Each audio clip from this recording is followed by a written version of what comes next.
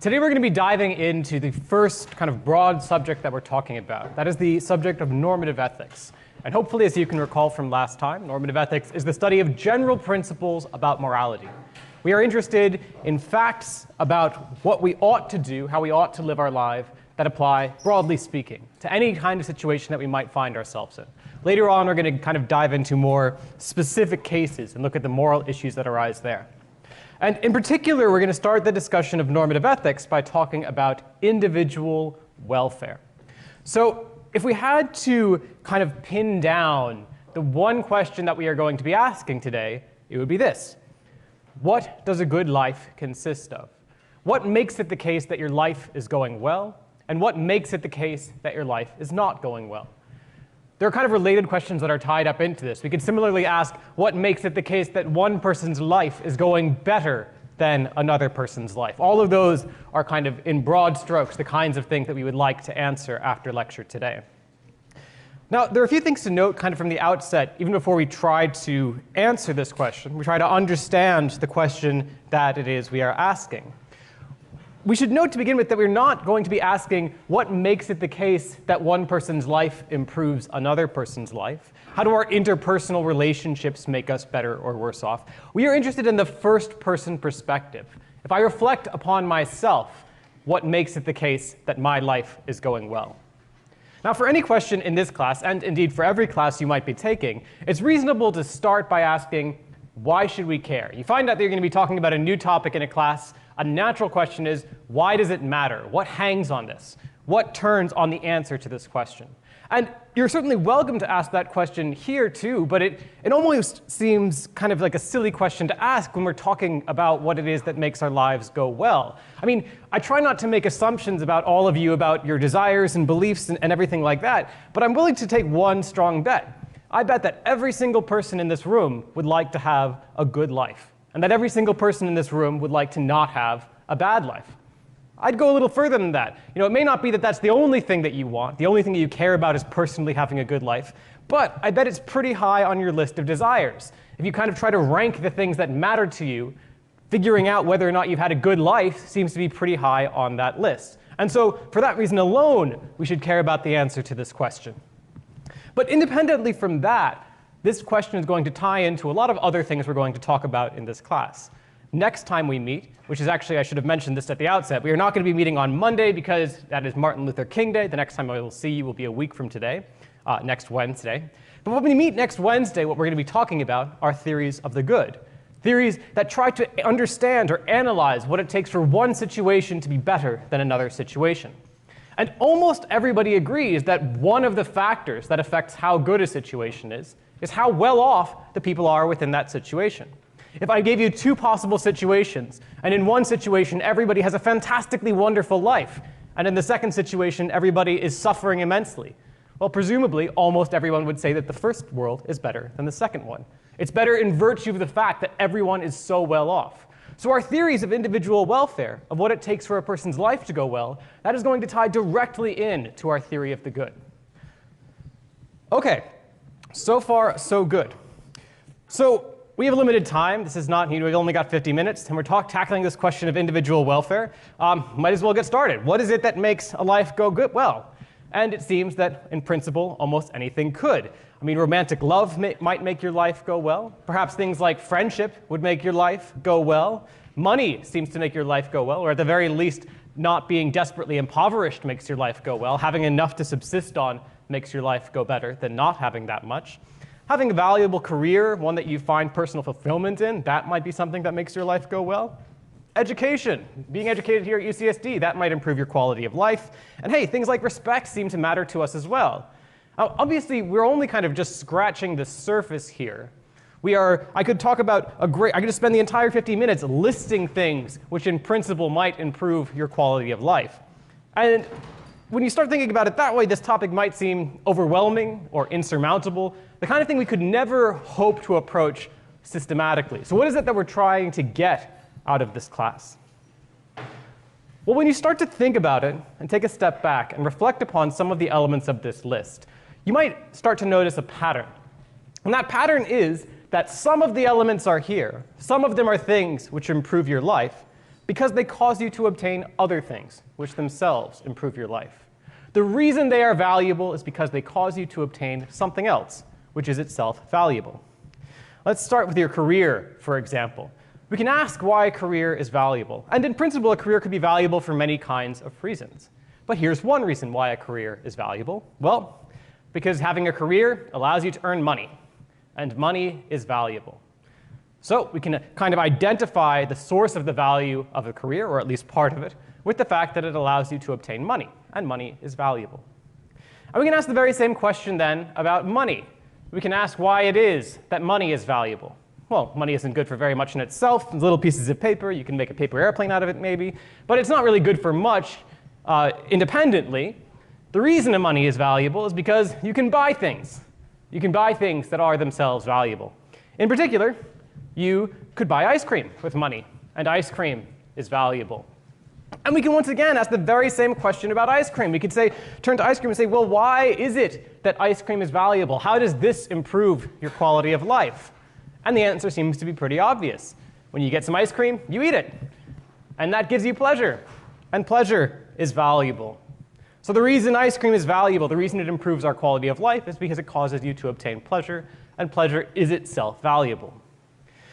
And we can ask the very same question about pleasure. We can say, well, why is it that pleasure is valuable? Why is your life better off for having pleasure within it? But here, it's just not altogether obvious how we ought to answer this question. Pleasure, it doesn't seem to be like the other things that were on this list. It's not the case that the reason pleasure is valuable is because it causes you to obtain something else which is valuable. I mean, that was why a career was valuable, why money was valuable, why ice cream was valuable. All of those had their value because they caused you to obtain something else that was valuable. But pleasure, it doesn't seem to be like that. It's not that the reason it improves your life is because it causes you to obtain something that improves you, but it's just better in and of itself, kind of regardless of what it causes you to obtain. And this leads us to a first distinction, and a very crucial distinction that's going to stay with us for the rest of the class. And this is the distinction between instrumental value and intrinsic value. So we say that something is said to be instrumentally valuable just in case it causes you to obtain something else which is valuable. So the reason it improves your life, the reason it is something that improves your individual welfare, is that it causes you to obtain something else, which in turn improves your welfare. Things like a career and money are paradigmatic examples of elements of this list. Money is instrumentally valuable. The reason it's valuable is it causes you to obtain something else that's valuable. In contrast, we say something is intrinsically valuable if it's good in and of itself. If the reason it's valuable is not merely because it causes you to obtain something else which is valuable. And at least at first blush, it looks like pleasure is going to be a very natural candidate for something that's intrinsically valuable. The reason pleasure is good is not because it causes you to obtain something else, but just in and of itself. Experiencing pleasure is a good thing for you to experience. Now, in principle, we can imagine some things as being both instrumentally valuable and intrinsically valuable. Something would fit into this category if it was valuable in and of itself, so it was just a good thing to have regardless of what it cost. But as it turns out, it also causes you to obtain other things that are valuable. That would be the kind of thing that would have both types of value simultaneously. Now, people disagree about particular cases, but some people think that education fits into that camp. One reason education is valuable is because it causes you to obtain other things that are valuable. After you graduate UCSD, that might help you get a career, and we already talked about why a career is valuable. So because it causes you to obtain something else which is valuable, it is instrumentally valuable. But perhaps just knowing about the world around you, being in touch with the world, being educated, that might just be a good in and of itself, kind of regardless of what it causes. So if that's right, education is both instrumentally valuable and intrinsically valuable. So in principle, we can imagine things fitting into all four categories. There are some things which are neither instrumentally nor intrinsically valuable.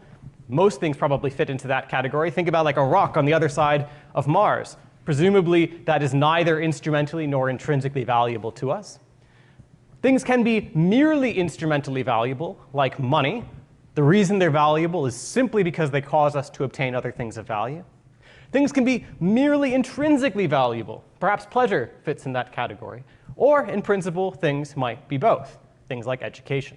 I'm going to pause here because this is a really important distinction for us, the distinction between intrinsic and instrumental value. Are there any questions before we move on about what the distinction amounts to? Yes, what's your name? Erickson. Erickson, go for it. So wouldn't pleasure be instrumentally valuable because like pleasure, it triggers dopamine response, so then like dopamine is actually like intrinsically valuable. Maybe. So I think once we start going down that route, we run into really tricky questions about what the relation is between our experiences and the kind of biological or chemical triggers that generate them. Now, I think what a lot of people think is actually the reverse is true. Well, first of all, you might think that there's just no difference, that what pleasure is having our brains configured in a certain way. And so they're both instrumentally valuable. They're the very same thing. What pleasure is just my brain being configured thus and so. And if that's right, then we wouldn't necessarily say that either one is causing the other. They're just the very same thing. But if we do distinguish between them, if we think there are two different things, what it's like to experience pleasure and what it's like to have your brain in a particular state. Well, a lot of people, I think, would say that the reverse is actually the reverse causation is what's really important there.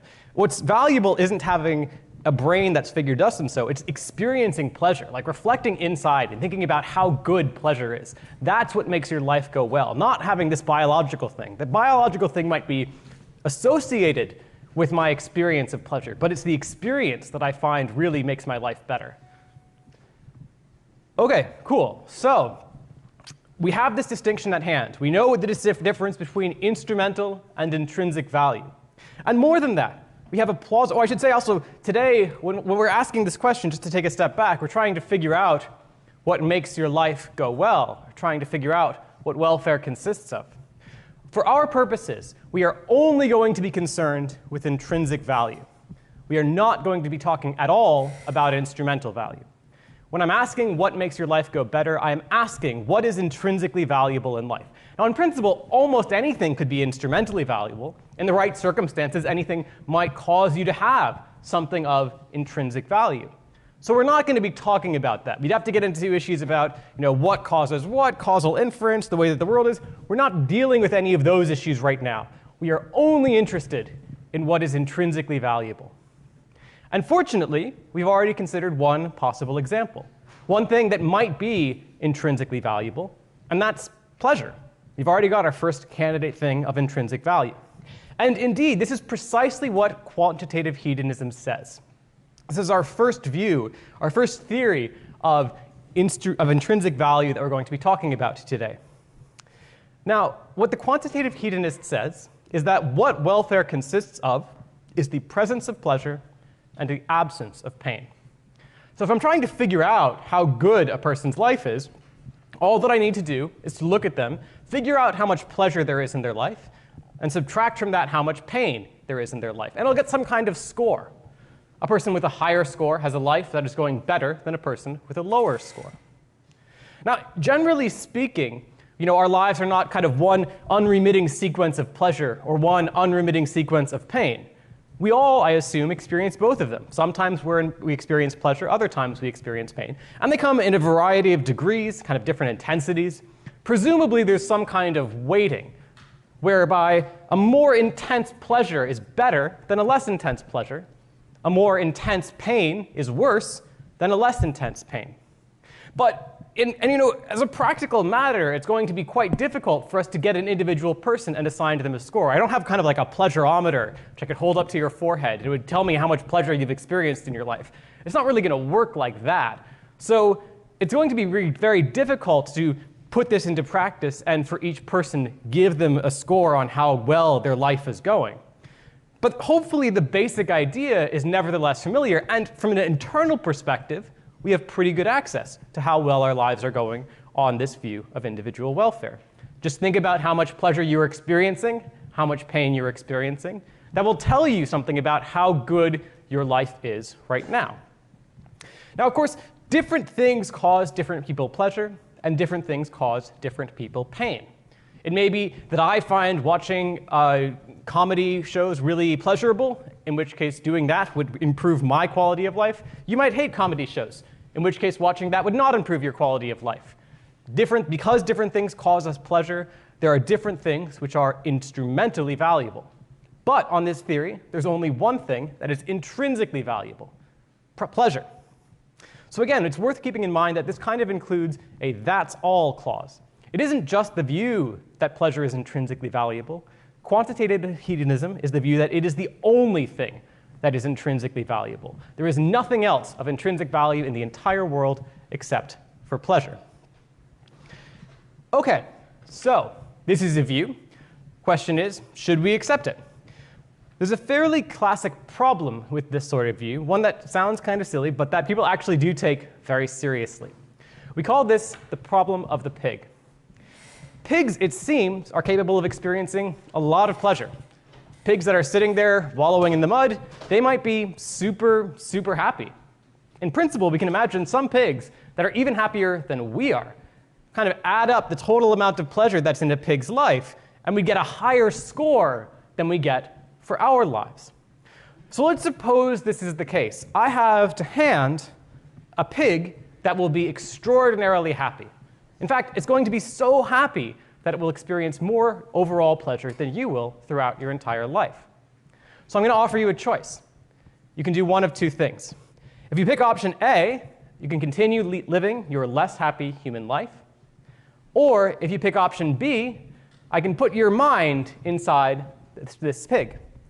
Once I do that, you're going to live the life of a pig. You won't have any human thoughts anymore. You won't kind of be thinking about, I don't know, your career. You won't be thinking about, your worries about your rent.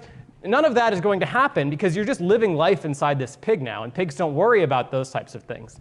And this pig that I'm putting you inside is really, really, really happy. So I'm going to increase your total amount of pleasure once I transfer your mind into this pig.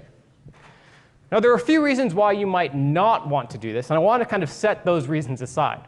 Remember, what we're trying to get at here is a theory of individual welfare. So if the reason you would not opt to go inside a pig's body is because you're worried about your obligations to other people, maybe you have friends or parents, and how am I going to kind of do what I need to satisfy my obligations if I'm living life as this pig? Don't worry about that. If it helps the thought experiment, imagine that I don't just have one pig, but I've got hundreds of pigs, and I can put all of them inside, really happy pigs. They're all going to be really, really, really happy once I do this. Now, some people are also worried, about the process by which this happens. Maybe you think whatever technology I'm using to put your mind inside this pig is faulty, and some catastrophe might result. Don't worry about that either. I've done this millions of times, perfect success rate. I know exactly how to get your mind inside this pig. So I'm going to poll the class, but I just want to stop before then and ask, are there any questions about the choice that I'm asking you to make, whether to live your life as a human or for me to put your mind inside this pig? Yeah, what's your name?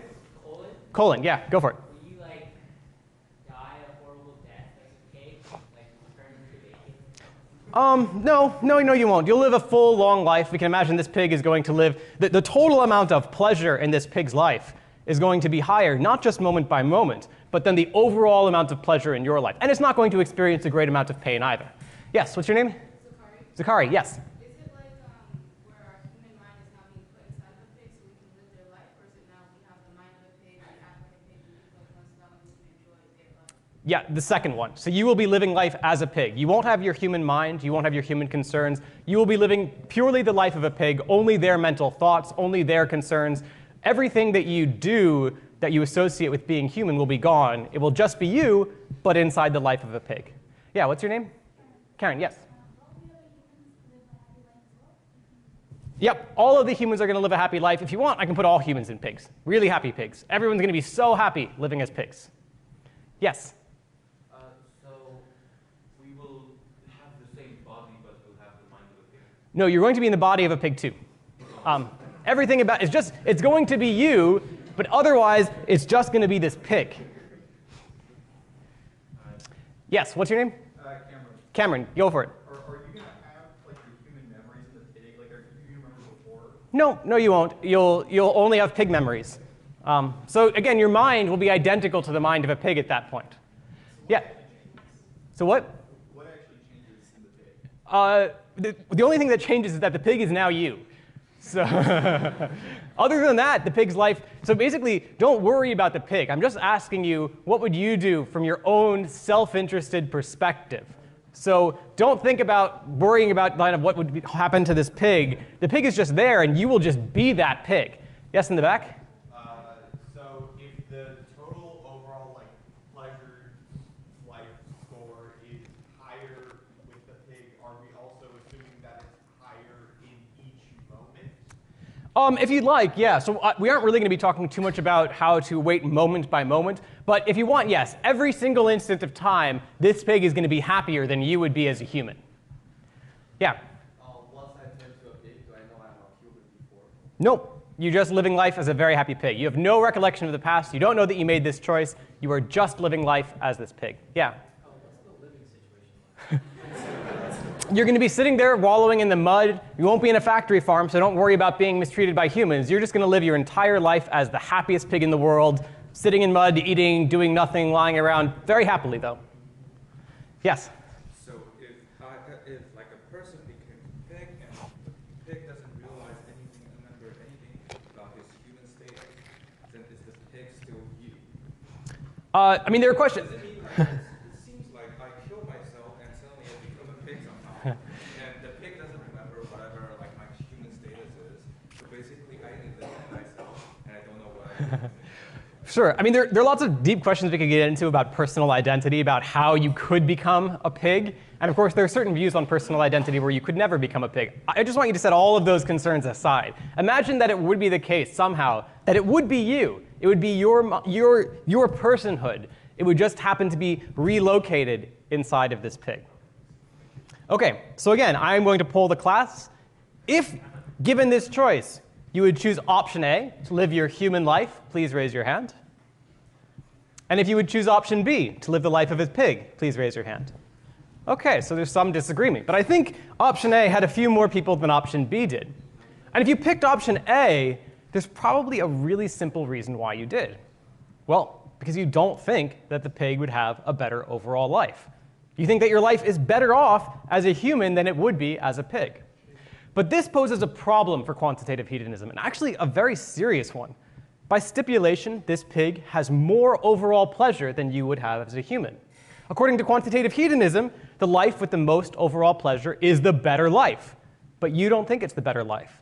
So what does that mean? Well, it means that quantitative hedonism is false. But that doesn't mean we should give up on hedonism altogether, because there's another variety of hedonism kind of just around the corner. This is qualitative hedonism.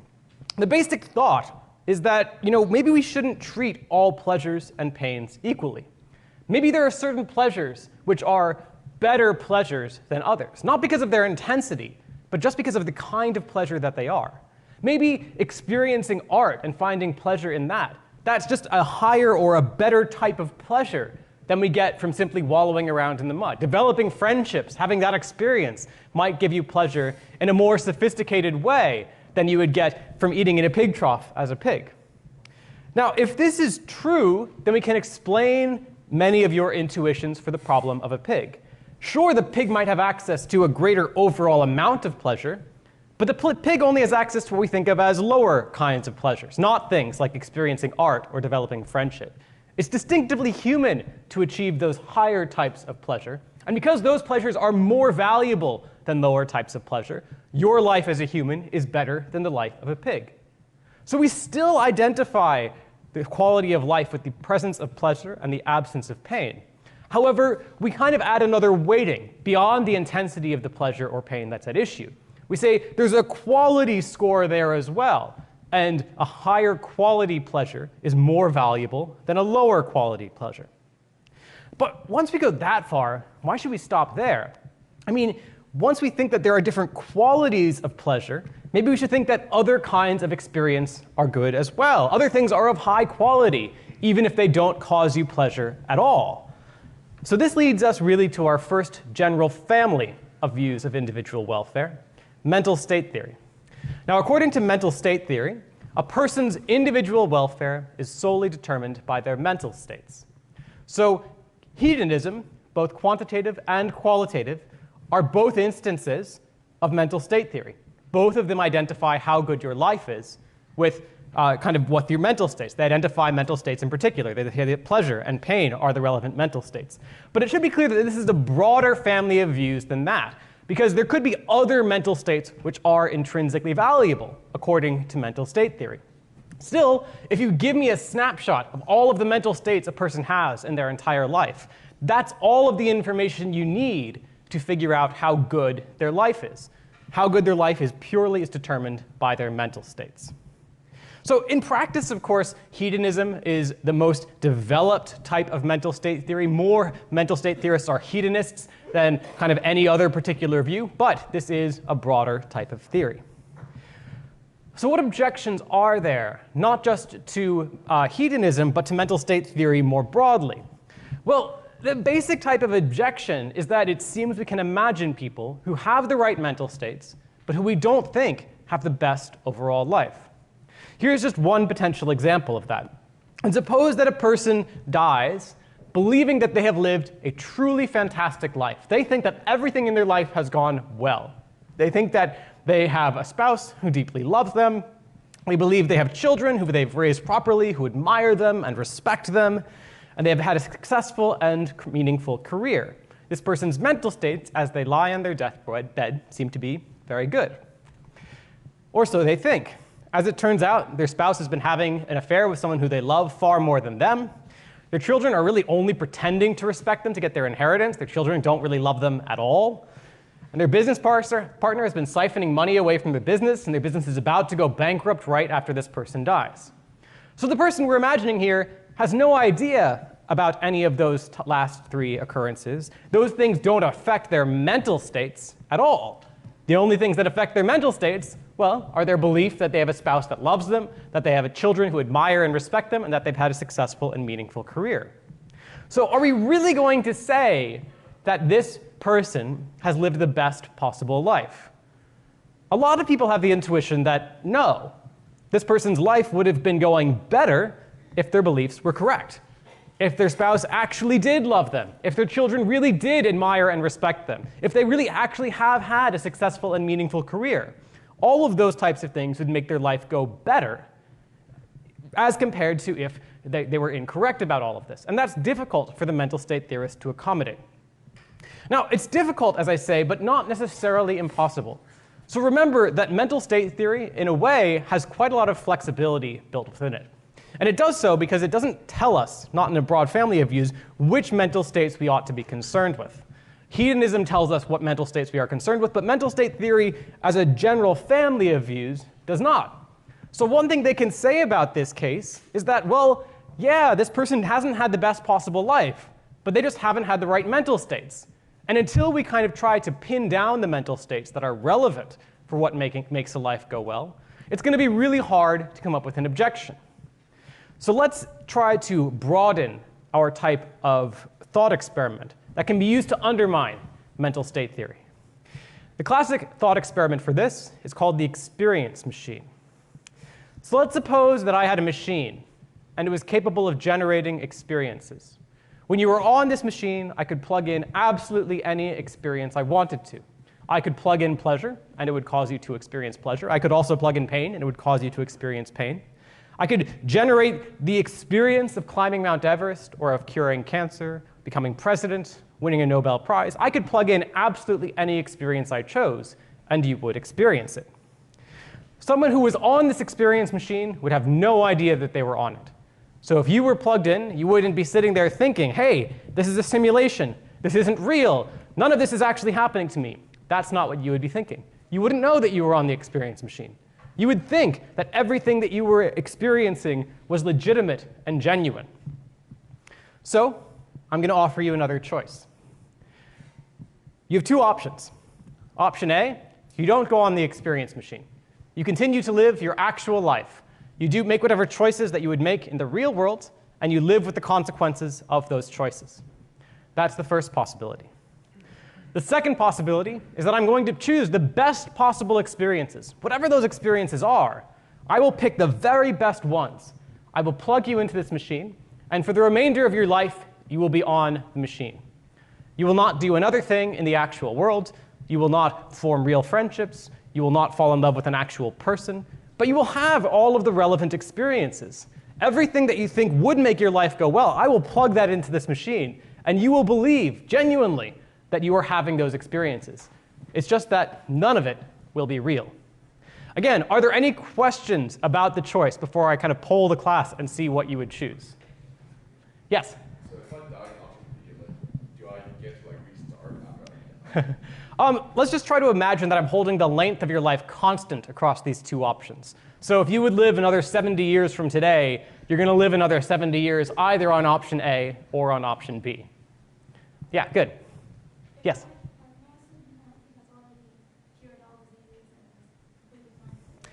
Yes, so again, as with the thought experiment of the pig, I don't want your options to be clouded based upon your obligations towards other people. We're trying to think about this from a first-person point of view. What would you do so as to benefit your life? If you think, I have an obligation to other people to kind of cure other diseases that are out there, don't worry about that type of thing. Imagine I've already cured all diseases. Or I can plug everyone into an experience machine. I've got enough to go around. Everyone can live a full and deeply fulfilling life, so they think, on this experience machine. Yeah? Do you remember your life before? No, you won't know you're on it. You won't remember your life before. You will only have the experiences that I plug in. You will have no other memories, nothing else. Everything will be determined by the experience machine itself. But remember, I'm going to be plugging in really, really good experiences. Would I be experiencing them as me though, or would it be like reset and I'd be like, You'd be experiencing them as you. I mean, you're the same person on this machine. But I mean, I'll wipe out your previous memories and replace them with better ones. You'll experience like more memories that bring you happiness if happiness is intrinsically valuable than your actual memories do. Yeah? Will we gain some actual things after we kind of plug in the memory by the experience machine? What I mean is like if I plug in the experience of education after I wake up, will I gain more knowledge or something? You're never going to wake up. The rest of your life will be on this machine. Yeah, don't worry about it. If you want to experience education, I can indeed plug that into the machine. But you will never wake up and then get to experience the world having benefited from this machine. The rest of your life, until you die, will be spent on this machine. So you mean like we have a virtual life? Yeah, it's a virtual life, and none of it connects to the actual world. OK, so if you would choose to live your actual life, please raise your hand. If you would choose life on the machine, please raise your hand. Good. OK, so again, there's some division here. We should keep in mind that this experiment was in some way limited by the options that I gave you. I mean, it could be, and I hope this isn't the case. But for those of you who chose the second option, life on the machine, it might be that you're having really crummy experiences in your actual life. It might be that the reason you're picking life on the machine is that your life is going so poorly, your experiences are so bad, that you would really like it if I plugged in excellent experiences. So what if I change this thought experiment a little bit? What if the first option stays the same? It's option A. You get to live your actual life. Now option B, I've got this experience machine, but I'm not going to plug in the best experiences this time. What I'm going to plug in are the exact experiences you would have had you picked option A. So I'm holding your experiences constant across these two choices. You either live in the real world and make real choices and have the experiences that result, or I plug you into the machine and you have the identical experiences that you would have in option A. The only difference between these two options is that in option A, everything is real, and in option B, everything is virtual. So with these two options to hand, I'm going to ask you what you would do. If you would pick option A and live your actual life, please raise your hand. And if you would pick option B, or if you would flip a coin between them, please raise your hand. OK, for those of you who would flip a coin, you are mental state theorists. Why is that? Because I have given you two options that are identical in terms of what is valuable. Mental state theory says that what makes your life go well are your mental states. I've held the mental states constant across these two options, so there's no reason to choose between them. I mean, you can recognize that there's a difference, but it's not a difference with respect to anything that matters. It's like me offering you a $10 bill or two $5 bills. Yeah, there's a difference there, but in terms of value, it just doesn't matter. If mental state theory is right, that's the situation we're in with this choice. Yes? I was thinking whether or not it's actually affecting other people, because I feel if you're actually having real interactions, then that's what matters. if option B says that it's all fake, right? Mhm. Then we're not actually having interactions with people, which does. Yeah, I mean, you're not having interactions with real people. So there are a couple different things you might mean. If you mean that I have a moral obligation to help other people, and therefore I ought, morally speaking, to choose option A, I don't want you to think about that type of concern. I'm only asking you from a self-interested perspective what you would do. But if what you think is, I value real interactions with other people and not virtual or interactions with virtual people, if that's something that matters to you independently of your experiences, well, then there's something that matters to you independently of your experiences. And so you're not actually a mental state theorist. Because your mental states, whether you're talking to a real person or a virtual simulation of a person that I construct, your experiences are going to be the same across those two options. So if you find a difference there, one of those seems better to you than the other, then you have to find something else intrinsically valuable that goes beyond what experiences you have. Yeah? I think I would only choose option B if I knew it was a simulation. If you knew it was a simulation? Yes. What do you mean? So after you go onto it, you never will know that you're in a simulation. Your choices and experiences are going to be such that you think it's the real world. You're going to be wrong about it, but it's going to be a simulation nonetheless. Okay, so all of this is to say, if people chose option A in this case, if you weren't willing to flip a coin, then you cannot be a mental state theorist. The mental states are the same. If you think your life is better in the real world rather than on the experience machine, well, what that tells us is that there is something that improves your quality of life beyond the experiences that you have. And that is just incompatible with mental state theory. Now, in some ways, of course, this thought experiment of the experience machine, it tells us that we're missing something. It tells us that a life on the experience machine doesn't have everything that we want. But it doesn't really tell us what. What else could we possibly be looking for rather than having the right kinds of experiences? So when we start to think about it, we start to try to reflect upon what it is that we want to get out of life.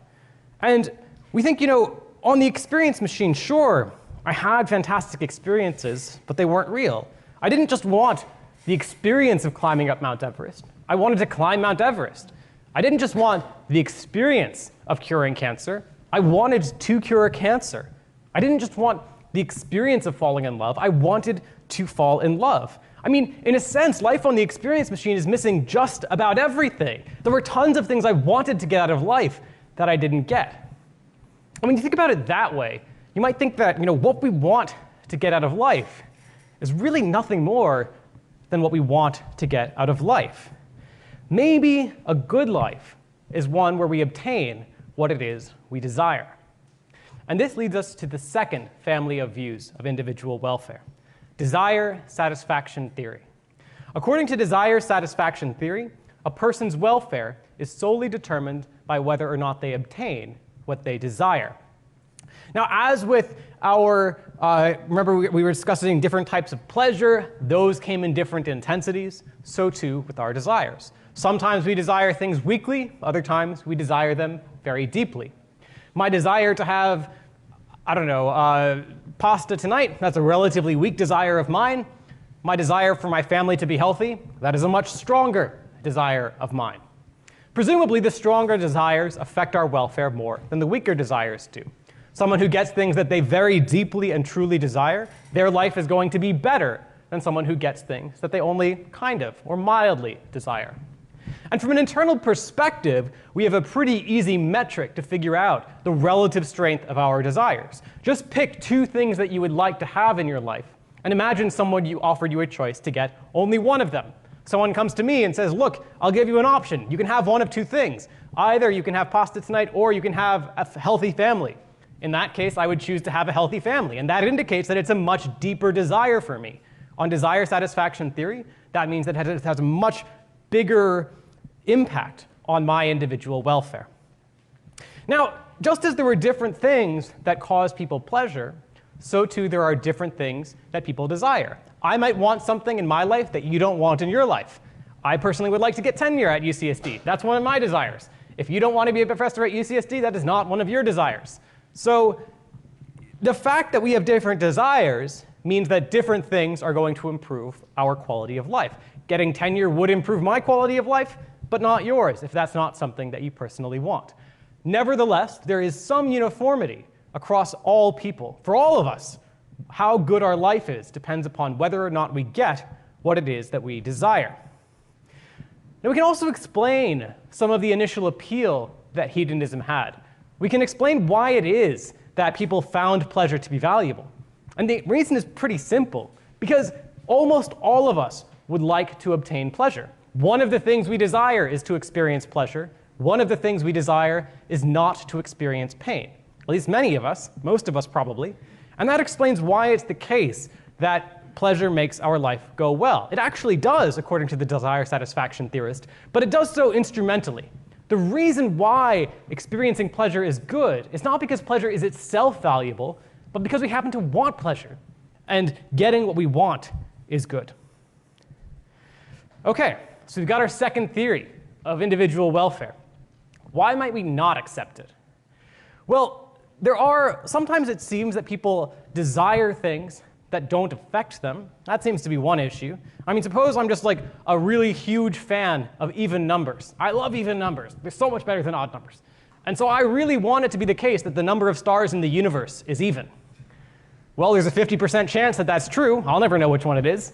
But are we really going to say that my life is going better if there happens to be an even number of stars, unbeknownst to me? Desire satisfaction theory seems to have to say yes, and that seems a little bit strange. And it can get worse than that, because at least for the number of stars, it seems like obtaining that, or if I were to obtain that, it just doesn't affect me. But other times, we as humans are capable of wanting things that are actively bad for us. Let's suppose that I wanted to win the lottery. I deeply, deeply desire to win the lottery. And I'm one of the lucky few. I do. My number gets pulled, I win tens of millions of dollars, and I become insanely rich.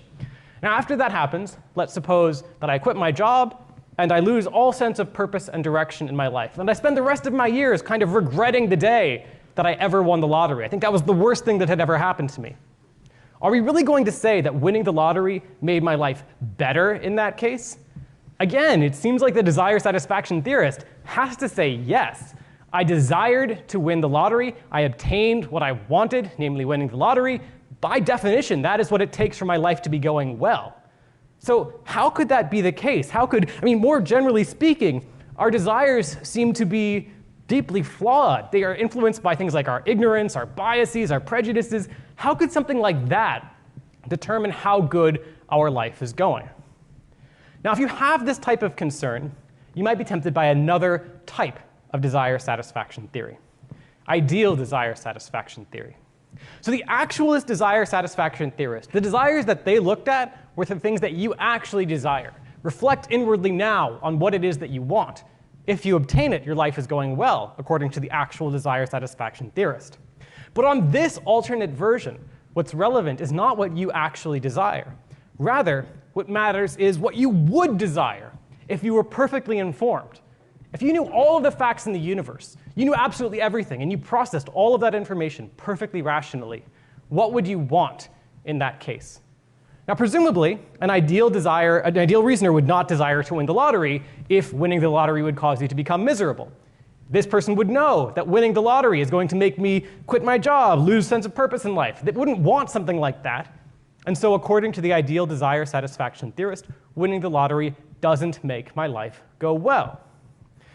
But they would want certain things. Presumably, an ideal reasoner would at least want things like, health. They would want to form friendships. They would want things that actually make their life go well.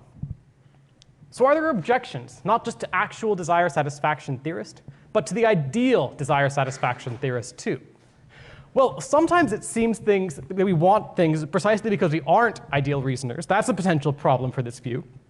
It might be the case, for example, that I want an education. And part of the reason why I want an education is that I'm not an ideal reasoner. Or to put it another way, if there were this ideal reasoner, someone perfectly rational and informed about all of the facts in the world, presumably they would not want an education. What use for it would they have? They already know everything, and they already process that information perfectly rationally. An education would be wasted upon them. But the fact that they wouldn't want an education, that doesn't mean that an education isn't good for us. It is good for us. It's good because we aren't these ideal reasoners. So this is, again, a potential problem for the ideal desire satisfaction theorist. This theorist says that what makes my life go better is if I obtain something that an ideal reasoner would want. An ideal reasoner would not want an education, so this theory says it wouldn't make my life go better, and that seems to be false. Another reason why some people object to this view is that it seems like the order of explanation gets backwards. Try to take a step back and reflect upon the things that you want to get out of life. Things like friendship, love, admiration, respect. It's not the case that those things are valuable because you want them, where you could have picked anything to want in the world, and that would thereby be valuable. No, they're not valuable because we want them. We want them because they're valuable. Or to put it another way, if we think about these ideal reasoners, why is it that we can say something systematic about what they would want? We'll be imperfect. We're not ideal reasoners ourselves. But we seem to have some idea about what these creatures would want, that they would want friendship, love, and respect. Why do we know anything at all about what such creatures would want? And you might think that the reason is because these creatures, these ideal reasoners, they are in the perfect position to figure out what is objectively valuable. These reasoners that know everything and process that information rationally, they can just look at the world and figure out what is valuable to have. But if that's the role that they're performing, it's not clear why we need them at all. Why don't we just appeal directly to the things that are objectively valuable and say that a life is going well if you obtain that? And this leads us to the third family of views that we're going to be talking about, objectivist theories. Now, according to objectivist theories, there is some objective list of goods. It's out there in the world, and your life is going well just in case you obtain the elements of that objective list. Now, unsurprisingly, well, I should say there's a lot of disagreement between objectivists about what belongs on that objective list, but here's a kind of classic example, the kinds of things that objectivists typically put on their objective list of goods. We have things like accomplishments and creativity, health, knowledge, friendship, love, freedom, respect. All of those are the types of things that might appear on an objectivist theory. And according to the objectivist, your life is going well if you obtain the elements of this list, and your life is not going well if you do not. So why would we potentially have an objection? What room is there to say that the objectivist is going wrong? Well, there's one kind of main issue with objectivism. Conceivably, people might not want the elements of any objective list that we had. And they might be made miserable if they were to have them. I mean, suppose that we put friendship on the list of objective goods, but there's someone who's an extreme introvert, and they just don't want to have friends, and they're miserable when they are around other people. They just want to be by themselves.